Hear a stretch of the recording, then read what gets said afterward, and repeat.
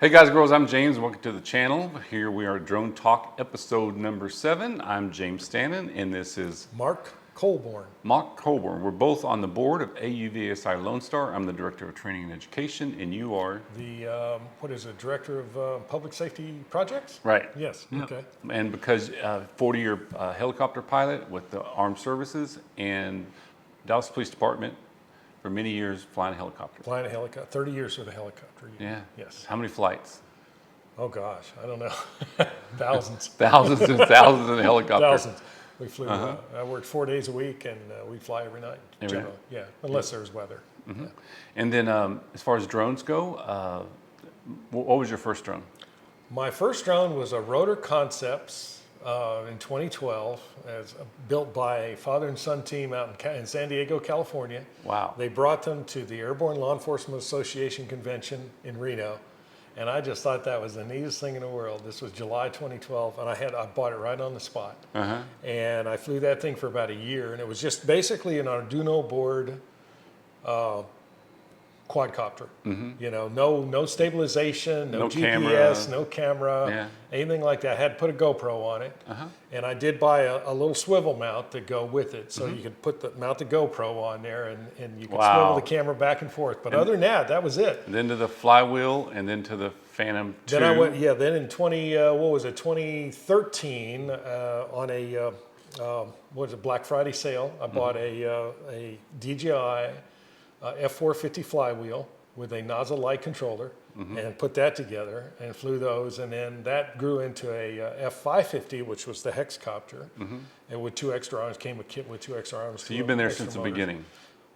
Pretty much since the beginning, yeah. Since the beginning of all of this crazy menagerie. And now you've got a Mini 2, an Air 2S. Got a Mini 2, an Air 2S, an FPV. You bought 2 of them? Yeah. After putting one in the bottom of a canyon in Colorado. So. Welcome to FPV.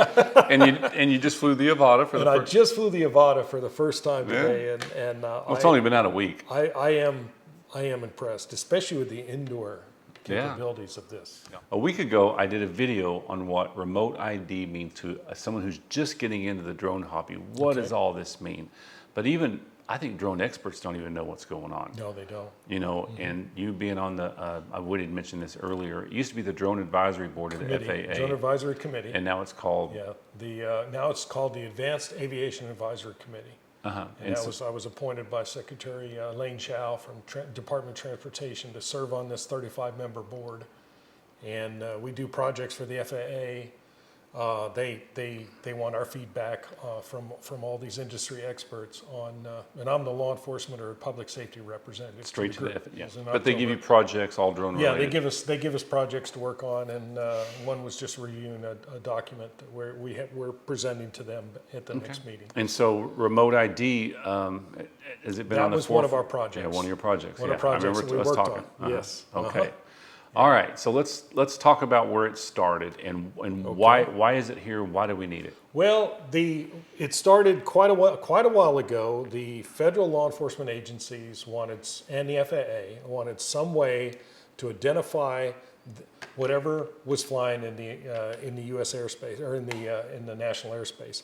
They basically got Congress to direct the FAA to come up with this project, with this remote ID project. And really, it probably should have been done by Homeland Security or one of the other, one of the federal law enforcement agencies, but they gave it to the FAA because they figured, well, that's in their purview.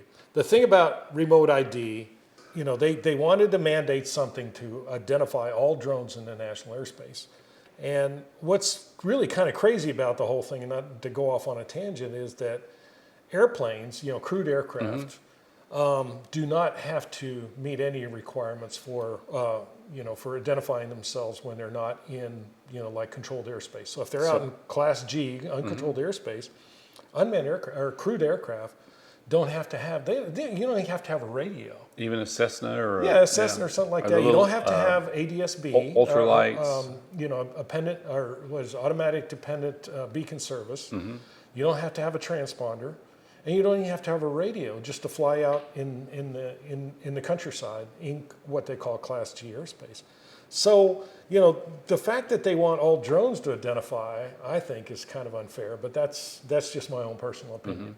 And there are some things behind that we can talk about later, but that's really the whole idea. They wanted to be able to identify rogue operators out there flying around in drones doing nefarious things. Right. Oh, it's been. And I think, yes, it was a great idea, but the problem was with the execution. And if you look back at the original idea behind remote ID was there was supposed to be a network requirement behind the whole thing. In other words, the drone is supposed to report its position, and it's also supposed to report the position of either the takeoff position of the drone or the controller of the drone. So law enforcement or FAA knows where the operator is also. So those are the two main message elements in remote ID, is the position of the drone itself and the position of the controller or the operator or the takeoff position. Right. And what they were going to do originally was they were going to pipe all that information out. You were through your controller. You're supposed to have your phone basically connected to the internet, and it was supposed to. The whole idea was everybody would know where everybody else was. So it would pass that information on to what they called a USS, an unmanned aircraft service supplier. And then everybody would know where everybody else is flying. As the NPRM, the Notice of Proposed Rulemaking, went forward for remote ID, there were a lot of comments that said, no, this is not going to work, because what if you're way out in the middle of nowhere, like in Colorado, where you don't have cell service? How are you going to connect to the internet? Okay, and also there was a cost and a hidden cost involved, because now you've got to subscribe to a cellular service, and you've got to subscribe to a data plan in order to send this data. Oh, wow. So the FAA decided, well, okay, we'll take that portion out. All right. So what we ended up that just happened. with, yes. So what we ended up with was just the broadcast requirement. So in other words, just the drone itself has to transmit that position, transmit all that information now. But when you look at it this way, it's all highly localized, because it's not being sent anywhere. It's coming over Wi-Fi or Bluetooth, which is relatively short range. So it's going to be very localized, and only someone, like say with an app that can pick up this signal, is going to know that you're out there, that's standing close by within line of sight, is going to be able to see where you're flying. So the whole thing really kind of turned into, in my opinion, just kind of an enforcement vessel for the FAA and for federal law enforcement, because it's not really going to do what they were hoping for in their original UTM concept of operations version 2.0, which came out, I think it was 3 years ago, and that included the network plan. But since they decided not to go with that, there hasn't been an update to that UTM ConOps plan. Wow. Yeah. Yeah. So it's they were supposed to come out with one last year, and that got delayed. Well, so I understand the purpose of it, because even here in Fort Worth last week, guy got busted dropping contraband into a prison. Sure. And even I think they caught a guy in California last week, and when they confiscated his drone and they got to checking where it's been, he's done it like 26 other times. Yeah, I guarantee this wasn't the first time this guy in Fort Worth had done this. And so he just got caught this time. And I think they're throwing a book at him. Yeah, he's going to look at a long prison term. He's in some deep trouble. I don't think they're trying to stop the hobbyist who wants to film his vacation. No. Yeah, that's not the intent. But it's going to affect the hobbyist. It's going to affect the hobbyists, definitely, very much so. So let's talk a little bit about what is involved in the signal. In order for the drone to be able to transmit this information, it has to have a GPS involved. It has to be, and the FAA decided it would be a GNSS approved receiver, which would give it the accuracy that was needed. I think they wanted something like down to 10 meters or something altitude. So that was the requirement that they finally decided upon. So every drone from this point forward, in this month when remote ID is supposed to go into effect for manufacturers, is going to have some type of a GPS on board. Right? Okay, over 250 grams. Over 250 grams. Okay. Yeah. Okay. So we'll get back to your stuff. But so to the person out there right now, If they have a DJI Mini, it doesn't really affect it. But This one here, it's no. 249 grams. Right. So no, you can fly that without remote But ID. this one's going to be over 250. Yes. Maverick 3s, all that. This one But will I be over think 250. the DJIs, it's just going to be a firmware update. Hopefully. We hope. Okay. DJI has not really come out and said that yet. But starting I next month. anticipate that Yeah, that but will starting be next month, every drone manufacturer, this month. this month, Yeah, I'm sorry, this month. We're into month, September every now. drone manufactured over it's the end of this 250 month, grams is right. supposed to have remote ID capabilities built into Yeah. it. So what happens to this $200 drone that we just weighed and it was 280 grams? Well, for a year, Right. you won't have to have it. Right. Because one No, of the provisions. My point is, they're selling them. Oh, they're selling them? They're going to have to stop selling them. Correct. So Yes. this drone will not. Until they can get a GPS and a remote ID beacon in there. Right. Yeah. And so, Correct. so this $200 drone is going to go up to what? 300. Who knows? $300 or $400. Yeah. Yeah, So all exactly. Yeah. So I think it's not going to really affect, like, let's say this Holy Stone 175. Okay. It's a GPS drone, but it's 208 grams.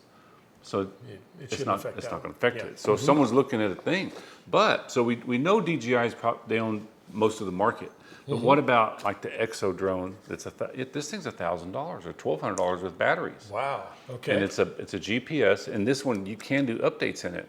So Exo next month, and they just sold their whole company last month, maybe because they saw this problem They coming. probably saw the problem coming. Yeah. Yeah, because these drones, if you Yeah. can't If do you it, can't put a remote ID beacon into it, They can't then sell it. They can't sell it. yeah, okay. If you own this drone and you can't get a remote ID beacon into the software, then Then that's another provision in the rule, that the final rule that came out was that you could have a standalone broadcast beacon. which And you buy it. you know, it's going to be, you know, I've seen some examples, and they're pretty small. They're about the size of maybe a credit card, and you know, but it has to have, probably it'll have to have its own self-contained battery. So you know, that's going to add a little bit of weight to it.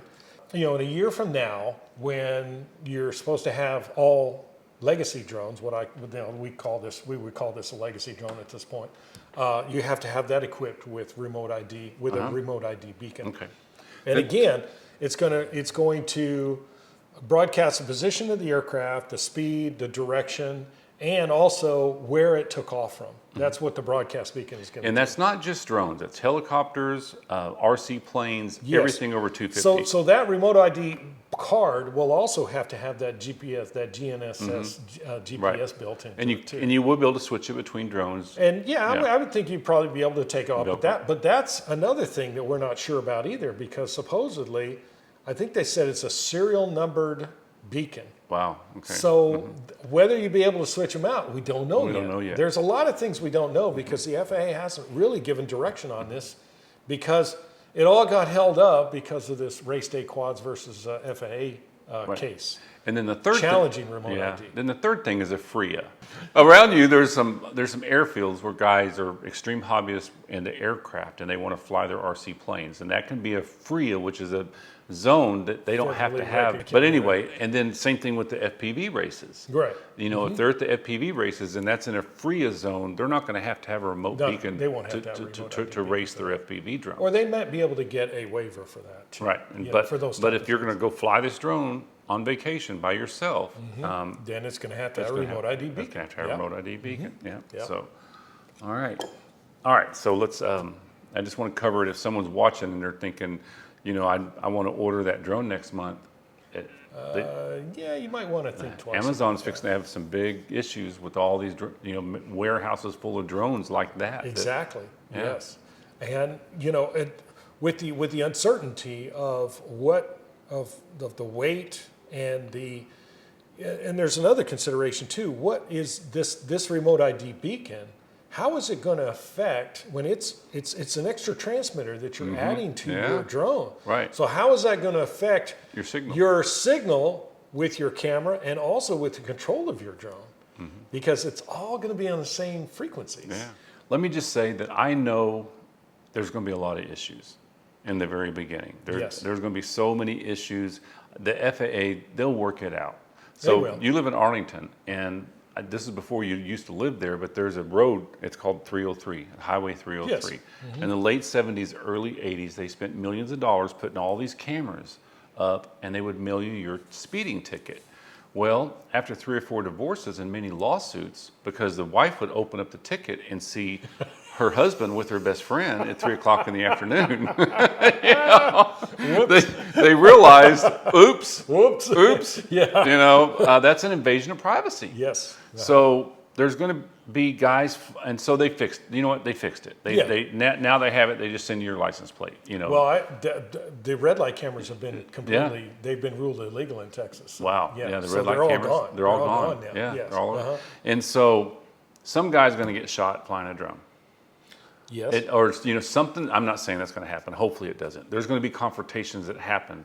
That the guy flying the drone, someone's going to have that app and know where he's at. Well, see, that's one of my biggest concerns about the remote ID rule, is that there are app developers out there right now that are developing apps to receive the remote ID signal and show the position of drones flying, and also it can also show the position of the controller or the operator. Right.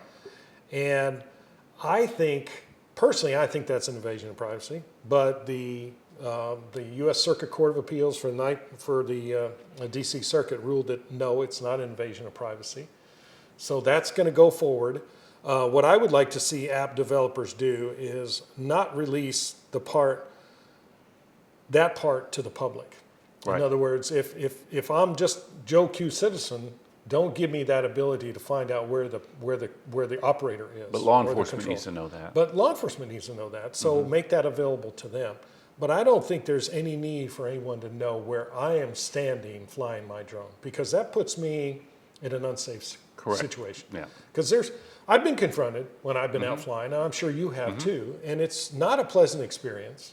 And some of these people are just, they're crazy. I'm sorry. There's just no other way to describe it. They're off. And they just go off, and there's been people, there's been people threatened with weapons and all kinds of drones things. Drones get shot down every month. They shoot down your drone. Every month. Yeah. And, you're not going to be able to prevent that, but at least minimize, that one risk element. Yeah, and I think public awareness of what drones can do, the more people realize the good things they do, right now to them it's an annoying little buzzing toy in the air taking pictures of wait their till wife. we get drone delivery. That's the thing that everybody keeps talking about. Drone delivery is like, hey, this is great, but next month you'll be able to order a pizza. It's a totally different noise. Yeah. It's a totally different vehicle, and how are people going to react to hearing that stuff flying over their houses all day? I mean, look, they've been trying to eliminate helicopters flying into New York for years because of the noise. Right. And New York City. So, how are people going to react when they hear this whole new, especially when you start talking about aerial mobility, where you're talking about taking people around as passengers in these things. Oh boy, I tell you, it's going to be an interesting. This is the loudest drone I've ever heard.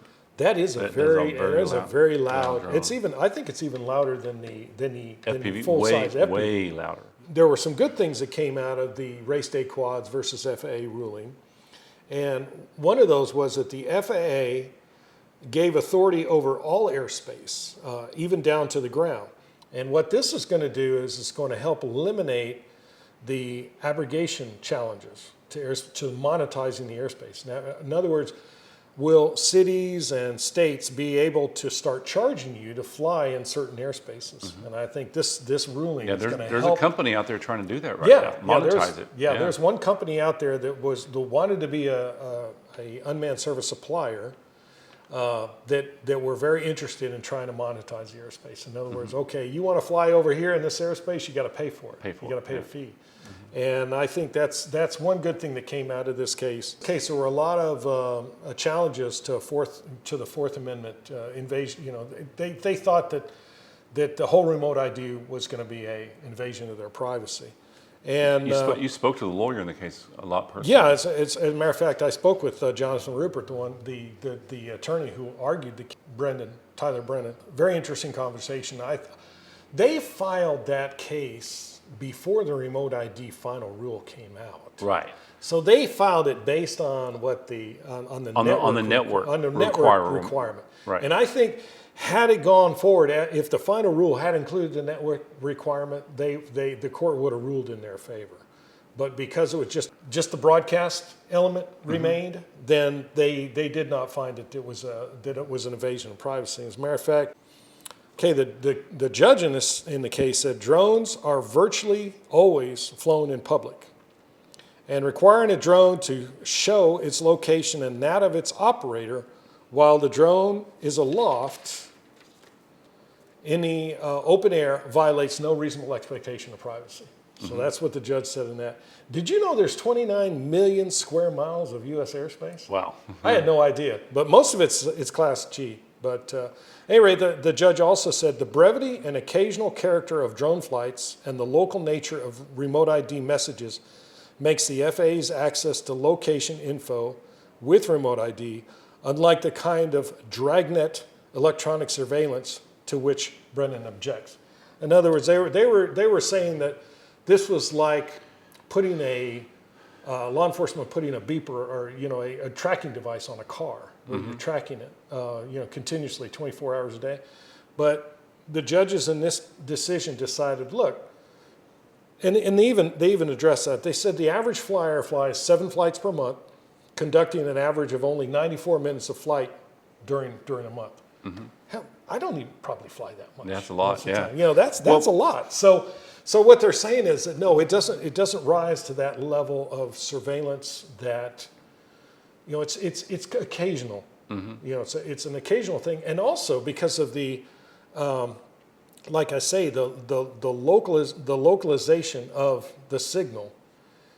What are the chances that somebody from the FAA or the government's going to be there to intercept your remote ID message? Anyhow, How about the drone YouTuber that just got fined $186,000? Well, because he was putting all these stuff on. He was posting it on YouTube. And see, that's the thing about YouTube. Okay, if you go out there and you violate the rules and you put it on YouTube, you're really kind of incriminating yourself. Incriminating yourself. You really are incriminating like yourself. the guy that flew into the Cincinnati Beagle game and went all the way down to the right to the ground. To the and ground. then put it on YouTube. And put it on YouTube. Yeah, probably not the smartest thing to do. Well, the thing I talked about in my last video is when they invented cars, there were no stop signs and speed limits. Right. Because there was hardly any cars around. But as cars increased, they had to do something. Right. So right now, 8% of the households in America own a drone. Now I'm saying my brother-in-law, he probably flies his once a year. Right. You know what I mean? As you said, there's not drones in the air everywhere. But it's coming because they get better and cheaper, better and cheaper, That's right. better and cheaper. I remember a couple years ago, the big thing at Christmas was got to get a drone, right? You walk into any big box store and there are just stacks of them right at the front door, and they were selling like Costco hotcakes. had them, $79. Yeah, I know. They were selling like hotcakes, and the kid, they fly them a couple times, they get some nice pictures, and then it goes on it goes on the shelf in the closet, So there's a lot of that out there, but there's still there's a lot of folks out there that are really serious about this, like we are, and really enjoy flying these things. And we don't want our privileges taken away. Yeah, we don't want our privileges taken away. Right. Exactly. Yeah. I mean, it's a hobby what we're into. Just that people go shoot Bambi. That's it. There has to be regulations when they shoot Bambi. So yeah, there has to be some rules because, as a pilot for 40 years, I'm as a helicopter pilot for 40 years, I see both sides of the coin, and I understand why crewed aircraft pilots are reluctant. Yes, there's a lot of pushback on trying to get every crewed aircraft out there equipped with ADS-B out. right. So they're reporting their position, okay? Most of these drones today, they have ADS-B in, which tells you when an aircraft is close to you. Correct, right. And I like that. I like seeing that Yeah. because it lets me know, okay, hey, I need to be a little more diligent. Is there going to be a helicopter pop over the cliff over here or something like that? So that's a good thing. And so for crewed aircraft pilots not to have that on board their aircraft, I think today is just, it's crazy in my opinion. I would want everybody else to know where I'm flying. Yeah. And where it really shows is in the crewed aircraft community, where are most accidents? They're in small, uncontrolled airports out in the middle of nowhere. and they're running into each other, trying to land and take off. Yeah. You hear at all least the 3 or time, 4 of those accidents a year, Yeah. mid-air collisions, where they're running into each other in an airfield because they're not aware of each other because they're not squawking and they're not talking. Yeah. So, like I say, if all drones have to have remote ID, I think least all aircraft should yeah. have to have some type. And now I think this race day quads decision by the circuit court gives the FAA the ammunition they need to tell crewed aircraft pilots, no, it's time. You need to equip your aircraft. Yeah. With It's just crazy. It's like, no, if you want to fly, you're going to have to spend a couple $1,000 for an ADS-B beacon, but you're going to have to put it in your aircraft. Because everyone needs to know. I don't see how we can get a complete system where everybody is able to fly beyond visual line of sight, where drones are able to fly beyond visual line of sight, and crewed aircraft not have something on board their aircraft. You can't depend on the drone itself to avoid the collision, and I think that's the direction they're trying to take everything. Right. Awesome. Maybe when they can prove, see, the companies out there are having trouble doing this because it's not as easy as it looks. Okay, Bell Helicopter out here in Fort Worth did a major test with one of their unmanned. They flew it up and down the Trinity River. And one of the biggest difficulties they had with their radar system, with their anti-collision, with their detect and avoid radar system that they had was ground clutter. How do you separate what's below the horizon and make sure that you don't run into anything that's rising up? Okay, they can clear. I mean, it's just like visually when you're flying in an aircraft, it's real easy to see other aircraft that are above the horizon. But anything that's below the horizon, it's very, very difficult. And drones especially are very, very difficult to spot down when they're flying down below. Because most of the lights are underneath.